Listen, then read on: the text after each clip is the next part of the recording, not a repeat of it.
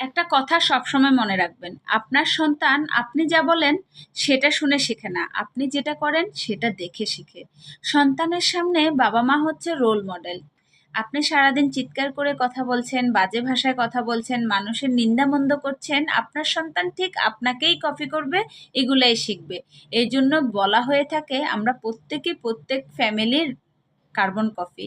আমাদের প্রত্যেকটি মানুষের কে দেখলে আচার আচরণ, কথাবার্তা, উঠা বসা, এমপ্যাথিক এথিক্স, এগুলো আসলে দেখলে বোঝা যায় আমরা কে কেমন পরিবার থেকে এসেছে। শিক্ষা দীক্ষা কালচার এগুলো মানুষকে পরিবর্তন করে কিছুটা, কিন্তু পরিবারের কাছ থেকে মানুষ যেটা শিখে সেই শিক্ষাটা খুব শক্ত শিক্ষা, সহজে পরিবর্তন হয় না।